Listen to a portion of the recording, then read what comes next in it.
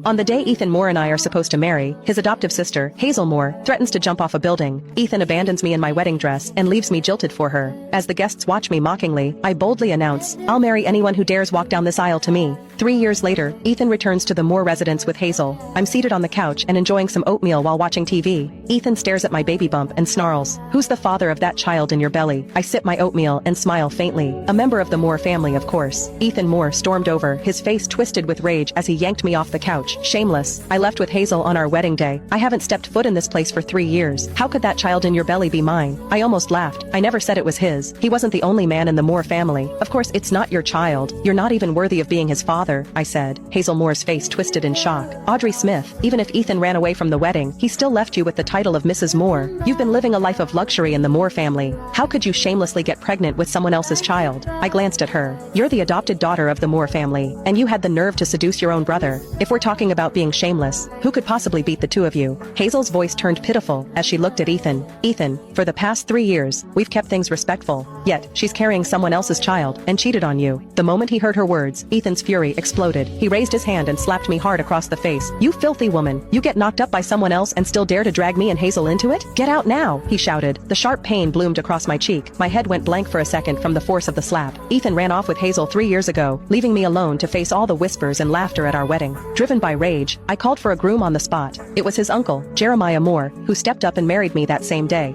In Beaverton City, Jeremiah was known as the Frost King. Everyone has treated me with the utmost respect ever since I married him. After I got pregnant, he spoiled me even more. He wouldn't let a strand of my hair be harmed. Blood would have been spilled if he had known what Ethan had just done. To avoid a full-blown family tragedy and for the sake of the child in my belly, I said coldly, "If you both leave now, I'll pretend this never happened." However, they didn't appreciate the offer. Hazel lunged forward and yanked my hair. "Ethan, this woman is scared. She wants us to leave now so she can use that child to take everything from the Moores." Ethan snapped. "So that's what this is about. Well, I'm not letting it happen." I twisted away from Hazel's grip and said coldly, "David disowned you the day you two ran off. You had nothing to do with this family from that moment on." Hazel let out a scoff. "That was just Grandpa venting. Ethan's the only grandson of the Moore family. Do you really think he's going to stay disowned forever?" Ethan's expression turned smug. "Grandpa already said everything belongs to me." I placed a hand over my belly, my voice icy. "Not anymore. This child is also a member of the Moore family." I thought I'd made myself perfectly clear. However, Ethan's eyes flared with rage as he stared at me. "So you're planning to pass that illegitimate child off as a Moore? I'll teach you a lesson now." His slap landed even harder this time. I clutched my belly as I collapsed to the floor. Upon seeing the twisted hatred on their faces, panic surged inside me. I couldn't let them hurt the baby. I said desperately, "He is not an illegitimate child. He is." Before I could say another word, Ethan bent down and grabbed the shattered porcelain bowl of oatmeal off the floor. He shoved the shards and oatmeal straight into my mouth. Hazel and